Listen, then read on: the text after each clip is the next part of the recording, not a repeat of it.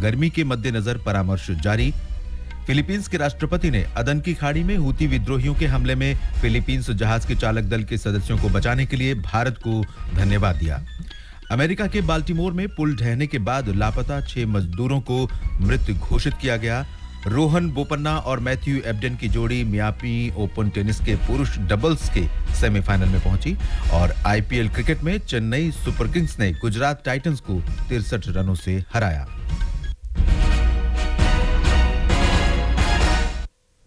समाचार प्रभात के साथ मैं देवेंद्र त्रिपाठी। लोकसभा चुनाव के पहले चरण के लिए नामांकन पत्र दाखिल करने का आज आखिरी दिन है, जबकि बिहार में नामांकन पत्र कल तक दाखिल किए जा सकेंगे।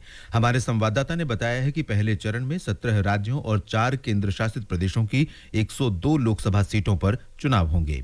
इस चरण में तमिलनाडु की 39, राजस्थान की 12, उत्तर प्रदेश की 8, मध्य प्रदेश की 6, उत्तराखंड, असम और महाराष्ट्र की 5-5, बिहार की 4, पश्चिम बंगाल की 3, अरुणाचल प्रदेश, मणिपुर और मेघालय की 2-2 सीटों तथा छत्तीसगढ़, मिजोरम, नागालैंड, सिक्किम, त्रिपुरा, अंडमान निकोबार द्वीप समूह, जम्मू कश्मीर, लक्षद्वीप तथा पुदुचेरी की 1-1 सीट पर मतदान होगा। नामांकन पत्रों की जाँच 28 मार्च को होगी और 30 मार्च तक नाम वापस लिए जा सकते हैं। बिहार में नामांकन पत्रों की जाँच 30 मार्च को की जाएगी और 2 अप्रैल तक नाम वापस लिए जा सकेंगे। पहले चरण का मतदान 19 अप्रैल को होगा। दूसरे चरण के लिए विभिन्न राज्यों और केंद्र शासित प्रदेशों की 89 लोकसभा सीटों के लिए अधिसूचना कल जारी की जाएगी। समाचार कक्ष से सौरभ अग्रवाल। राजस्थान में पहले चरण में कुल 40 उम्मीदवारों ने 12 सीटों पर नामांकन पत्र भरे हैं। जयपुर लोकसभा सीट पर अधिकतम 10 उम्मीदवारों ने पर्चे दाखिल किए हैं। हमारे संवाददाता ने बताया है कि आज भाजपा, कांग्रेस और अन्य दलों के उम्मीदवारों के बड़ी संख्या में नामांकन भरने की संभावना है। अलवर से भाजपा प्रत्याशी भूपेंद्र यादव तथा बीकानेर से अर्जुन राम मेघवाल आज अपना नामांकन पत्र भरेंगे। दूसरी ओर पहले चरण के लिए कांग्रेस के ज्यादातर प्रत्याशियों की ओर से आज पर्चे भरे जाएंगे। प्रदेश में कुल 25 लोकसभा सीटें हैं। भाजपा ने 24 सीटों पर प्रत्याशी घोषित कर दिए हैं, जबकि भीलवाड़ा सीट पर प्रत्याशी के नाम का ऐलान होना अभी बाकी है। दूसरी ओर कांग्रेस 22 सीटों पर अपने उम्मीदवार उतार चुकी है। पार्टी ने सीकर और नागौर सीट अपने सहयोगी दलों के लिए छोड़ दी है, जबकि बांसवाड़ा सीट पर अभी उम्मीदवार का ऐलान करना बाकी है। इस बीच बहुजन समाज पार्टी ने 7 सीटों पर अपने प्रत्याशियों की घोषणा की है। जितेंद्र द्विवेदी, आकाशवाणी समाचार, जयपुर। भारतीय जनता पार्टी ने लोकसभा चुनावों के लिए 3 और उम्मीदवारों की घोषणा की है। पार्टी ने राजस्थान में दौसा से कन्हैयालाल मीणा और करौली धौलपुर सीट से इंदु देवी जाटव को उम्मीदवार बनाया है। थौना ओजम बसंत कुमार सिंह आंतरिक मणिपुर संसदीय क्षेत्र से भाजपा के उम्मीदवार होंगे। उधर कांग्रेस ने आगामी लोकसभा चुनाव के लिए उम्मीदवारों की 7वीं सूची जारी कर दी है। पार्टी ने छत्तीसगढ़ की सरगुजा सीट से शशि सिंह, रायगढ़ सीट से डॉक्टर मेनका देवी सिंह, बिलासपुर सीट से देवेंद्र सिंह यादव और कांकेर सीट से वीरेश ठाकुर को मैदान में उतारा है। आर सुधा तमिलनाडु के मयिलादुथुराई से चुनाव लड़ेंगी। लोकसभा चुनाव के लिए सीट बंटवारे को लेकर बिहार में महागठबंधन में खींचतान की खबरों के बीच कांग्रेस और राष्ट्रीय जनता दल के नेताओं ने कल नई दिल्ली में बैठक की। बैठक के बाद मीडिया से बात करते हुए तेजस्वी यादव ने कहा कि वे इस बात पर सहमत हुए हैं कि वाम दल, कांग्रेस और आरजेडी मिलकर चुनाव लड़ेंगे। श्री यादव ने कहा कि सभी को उनकी सीट मिलेगी और जल्द ही इसकी घोषणा भी की जाएगी। दूसरी ओर लोकसभा चुनाव के लिए गठबंधन के तहत भाजपा ने सभी 17 और जनता दल यूनाइटेड ने सभी 16 उम्मीदवारों के नामों की घोषणा कर दी है। एनडीए गठबंधन के तहत लोक जनशक्ति पार्टी रामविलास 5 सीटों पर चुनाव लड़ेगी।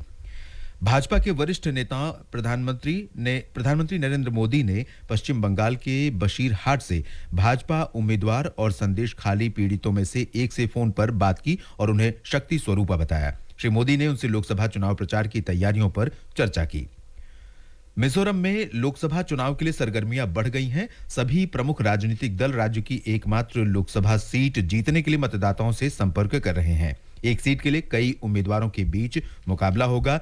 सत्तारूढ़ जोरम पीपुल्स मूवमेंट ने रिचर्ड वान लाल हमंगइहा को उम्मीदवार बनाया है, जबकि प्रमुख विपक्षी दल मिजो नेशनल फ्रंट ने वर्तमान राज्यसभा सदस्य के वनलाल वेना को प्रत्याशी बनाया है। भारतीय जनता पार्टी अपने मिजोरम भाजपा अध्यक्ष वनलाल हुमुआका को उम्मीदवार बनाया है, जबकि कांग्रेस ने पूर्व एमपीएस अधिकारी लाल बाइकजमा को उम्मीदवार घोषित किया है। हमारे संवाददाता ने बताया कि पीपुल्स कॉन्फ्रेंस पार्टी महिला उम्मीदवार रीता मालस्वामी को प्रत्याशी बनाएगी।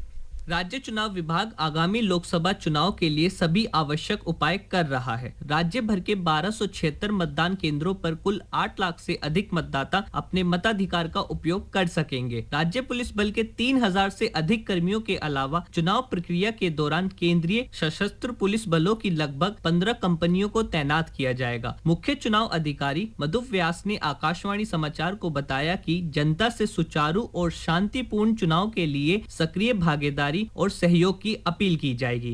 I would like to seek and request active and continued cooperation, collaboration and partnership. नजर परामर्श जारी किया है। ये परामर्श मौसम विभाग के इस वर्ष मार्च से जून के दौरान सामान्य से अधिक तापमान के पूर्वानुमान के बाद जारी किया गया है। आयोग ने गर्मी के प्रभाव को कम करने के संबंध में राष्ट्रीय आपदा प्रबंधन प्राधिकरण के निर्देशों को साझा किया है। एक रिपोर्ट। चुनाव आयोग ने निर्देश दिया है कि मतदान दलों और मतदाताओं को आवश्यकता पड़ने पर ORS मुहैया कराया जाए ताकि ये लोग गर्मी के मौसम में लू से खुद को बचा सकें। इसके अलावा मतदान केंद्रों पर पीने के पानी के लिए नल की स्थायी व्यवस्था होनी चाहिए। साथ ही पेयजल के बर्तनों की पर्याप्त व्यवस्था भी करने के निर्देश चुनाव आयोग ने दिए हैं। इसके अलावा मतदान केंद्रों के अंदर टेबल, कुर्सी और बेंच की उचित व्यवस्था होनी चाहिए। पुरुष और महिला मतदाताओं के लिए पर्याप्त संख्या में अलग अलग शौचालय होने चाहिए। साथ ही लोगों को तेज धूप से बचाने के लिए टेंट की व्यवस्था भी की जानी चाहिए। चुनाव आयोग ने यह भी सुनिश्चित करने को कहा है कि मतदाताओं और मतदान कर्मचारियों को आपातकालीन चिकित्सा सुविधा उपलब्ध कराने के लिए पर्याप्त संख्या में मेडिकल किट की व्यवस्था हो और स्वास्थ्य कार्यकर्ताओं की तैनाती मतदान केंद्रों पर की जाए। सुपर्णा सेकिया के साथ भूपेंद्र सिंह, आकाशवाणी समाचार, दिल्ली। उत्तर कश्मीर के कुपवाड़ा जिले में कल मतदाता शिक्षा और मतदाताओं की भागीदारी के कार्यक्रम में चुनाव क्षेत्र के स्तर पर व्यापक जागरूकता कार्यक्रम आयोजित किया गया। जागरूकता कार्यक्रम के आयोजन का उद्देश्य सीमांत जिले में महिला मतदाताओं को लक्ष्य बनाकर उनमें उत्साहपूर्वक भागीदारी की भावना विकसित करना है। इस अवसर पर लोकसभा क्षेत्र के अंतर्गत कुपवाड़ा विधानसभा के इलाके में महिलाओं की भागीदारी की सहायक रिटर्निंग अधिकारी ने सराहना की है। ये समाचार आकाशवाणी से प्रसारित किए जा रहे हैं। समाचार प्रभात में आपका फिर स्वागत है। फिलीपींस के राष्ट्रपति फर्निंड आर मार्कोस जूनियर ने इस महीने अदन की खाड़ी में हूती विद्रोहियों के हमले में एक व्यापारिक जहाज पर सवार फिलीपींस के चालक दल के सदस्यों को बचाने में भारत की त्वरित और निर्णायक कार्रवाई के लिए आभार व्यक्त किया है। अदन की खाड़ी में 6 मार्च को व्यापारिक जहाज MV कॉन्फिडेंस के हूती विद्रोहियों की मिसाइल की चपेट में आने के बाद भारतीय नौसेना की मेडिकल टीम ने चालक दल के सदस्यों को बचाकर उनकी देखभाल की थी। इस हमले में फिलीपींस के 2 नागरिकों की मौत हो गई थी। श्री मार्कोस ने फिलीपींस की यात्रा पर आभार व्यक्त किया। अमेरिका के मैरीलैंड में पुलिस ने कहा है कि बाल्टीमोर में फ्रांसिस स्कॉट की पुल के गिरने के बाद लापता हुए 6 लोगों को मृत मान लिया गया है। एक मालवाहक जहाज ने फ्रांसिस स्कॉट की पुल को कल टक्कर मार दी थी, जिससे पुल ध्वस्त होकर नदी में गिर गया था।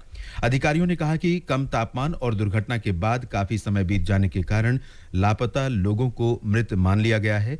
ये दुर्घटना उस समय हुई जब सिंगापुर के ध्वज वाला डेली मालवाहक जहाज बाल्टीमोर के बंदरगाह से श्रीलंका के कोलंबो के लिए रवाना हो रहा था कि अचानक ये नियंत्रण से बाहर हो गया और फ्रांसिस स्कॉट की पुल के एक खंभे से टकरा गया। जहाज के चालक दल के सभी 22 सदस्य भारतीय नागरिक थे। बचाव दल ने तुरंत कार्रवाई करते हुए 2 लोगों को बचा लिया था। भारतीय टेनिस खिलाड़ी रोहन बोपन्ना और ऑस्ट्रेलिया के मैथ्यू एबडन की विश्व की नंबर 1 जोड़ी मियामी ओपन टेनिस के पुरुष डबल्स में सेमीफाइनल में पहुंच गई है। उन्होंने क्वार्टर फाइनल में नीदरलैंड के सेम वर्बीक और ऑस्ट्रेलिया के जॉन पैट्रिक स्मिथ को 3-4, 7-5, 10-7 से हराया। पहला गेम हारने के बाद भारतीय ऑस्ट्रेलियाई जोड़ी ने शानदार वापसी की। और आईपीएल क्रिकेट में मौजूदा चैंपियन चेन्नई सुपर किंग्स ने गुजरात टाइटंस को 63 रन से हरा दिया है। चेन्नई के एमए चिदंबरम स्टेडियम में 207 रन के लक्ष्य का पीछा करते हुए गुजरात टाइटंस की टीम निर्धारित 20 ओवर में 8 विकेट पर 143 रन ही बना सकी। आज हैदराबाद के राजीव गांधी इंटरनेशनल स्टेडियम में सनराइजर्स हैदराबाद का मुकाबला मुंबई इंडियंस से होगा। मैच भारतीय समय अनुसार शाम 7:30 बजे से शुरू होगा। रामकृष्ण मठ और रामकृष्ण मिशन के अध्यक्ष श्रीमंत स्वामी स्मरणानंद महाराज का कल रात कोलकाता के रामकृष्ण मिशन सेवा प्रतिष्ठान अस्पताल में निधन हो गया।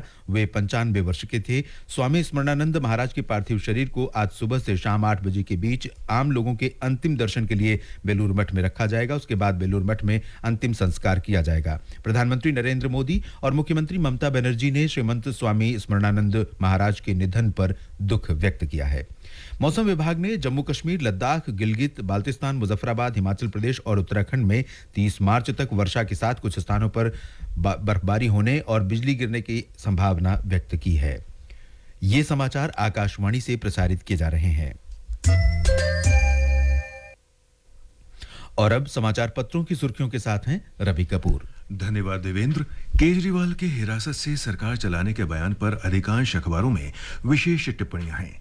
दैनिक भास्कर लिखता है, केजरीवाल का ईडी हिरासत से एक और आदेश। विशेषज्ञ बोले, हिरासत में रहकर सीएम नहीं ले सकते कैबिनेट की बैठक।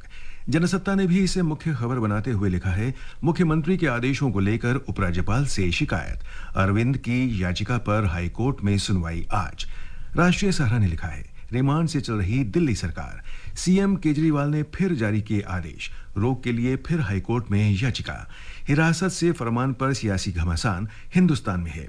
पत्र ने बॉक्स में दिया है कि कविता को न्यायिक हिरासत में तिहाड़ भेजा।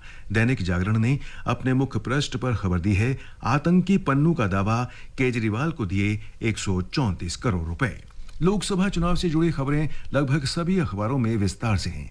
दैनिक ट्रिब्यून लिखता है, अकाली दल से गठबंधन नहीं, पंजाब में भाजपा एकला चलो। सांसदों का टिकट काटने में भाजपा ने किया शतक पार। बड़बोले और अलोकप्रिय 103 माननीयों पर गाज। अमर उजाला में है, पत्र ने तेजस्वी का बयान, राजद कांग्रेस साथ रहेंगे, पहले पन्ने पर प्रकाशित किया है। नवभारत टाइम्स लिखता है, बीजेपी के 405 उम्मीदवारों में 16% महिलाएं। अखबार ने एक अन्य खबर दी है, वरुण को कांग्रेस से न्योता, अधीर बोले गांधी परिवार से नाता, इसलिए बीजेपी ने काटा टिकट। दिशा निर्देशों के उल्लंघन मामले में यूट्यूब ने भारत में 22 लाख से अधिक वीडियो हटाए।